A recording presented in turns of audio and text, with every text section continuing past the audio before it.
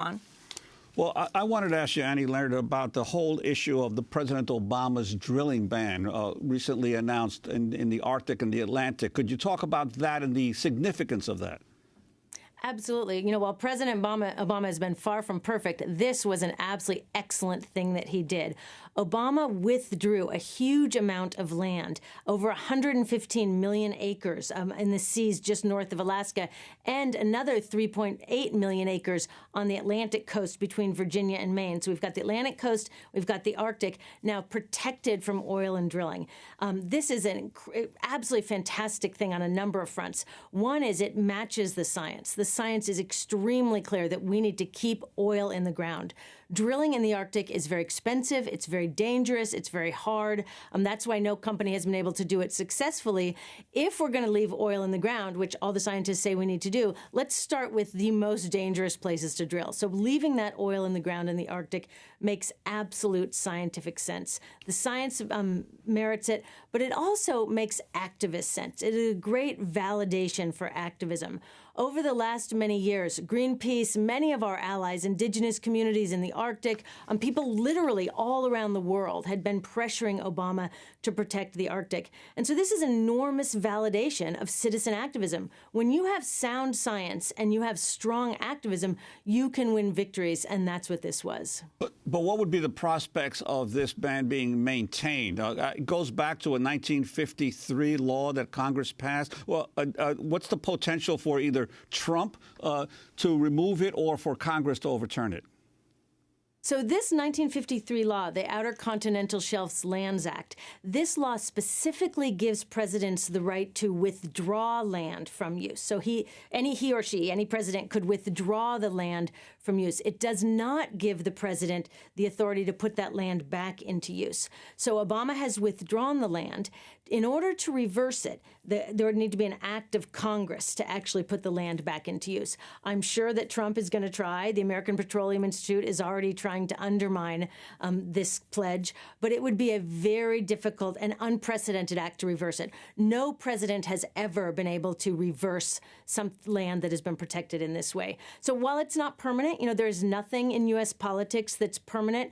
It's pretty darn close. And ultimately, it's up to us. It's up to people power. It's up to the engaged citizens that got this protected. It's up to us to continue to protect it and make sure that it never does get overturned. Annie Leonard, the Chamber of Commerce may well sue the Obama administration. Republican lawmakers from Alaska are saying they're considering legislative efforts to overturn it. Right. And if anybody tries to overturn this, if Trump tries to overturn it, we will sue Trump. We have very good lawyers in the environmental movement. We have the law on our side in this case. But it's not just the law on our side. We're very confident in the law, and we will sue and we will win. But it's also science and economics. I mean, it just doesn't make sense to drill for oil in the Arctic. Any oil drilling that would be done up there, the oil wouldn't be available for 10 to 15 years. In 10 to 15 years, we're not going to be drilling for new oil. The entire world is moving away from oil into a clean energy economy. And that oil is staying in the ground in the Arctic because of the law, because of the science, because of citizen power, and because of economics. It doesn't make sense to drill for oil up there. So, Annie Leonard, your thoughts on Trump's climate policies, particularly his pick of Rex Tillerson to be Secretary of State?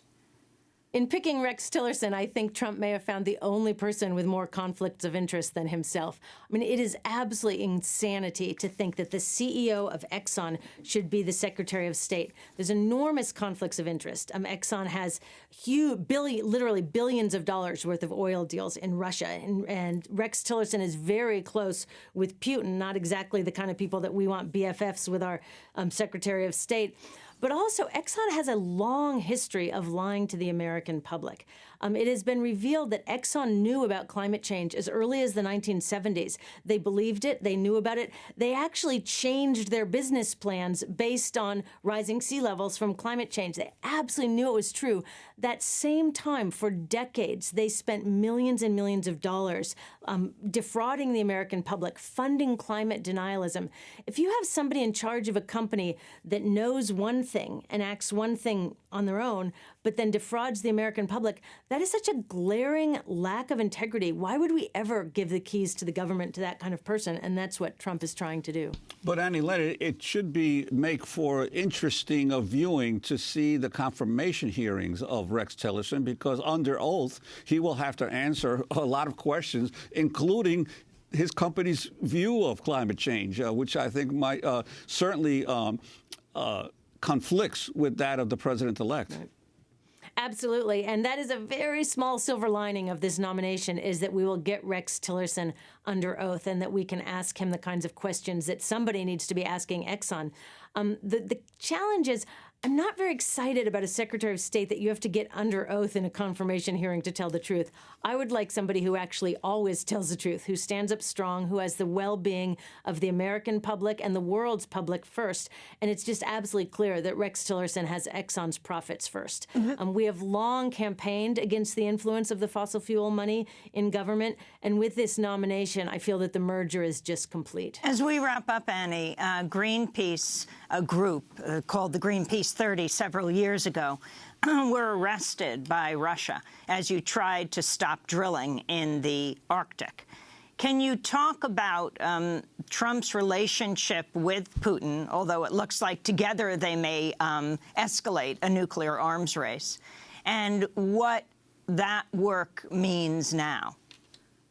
Right, that was the Arctic 30. It was 30 of my colleagues from Greenpeace who were very courageously trying to stop drilling in the Russian Arctic. And you have to understand the Arctic is such an important ecosystem. It is home to polar bears and whales. It is so important that we protect it for that ecosystem and for the climate. My colleagues were doing peaceful protest, as Greenpeace does all around the world.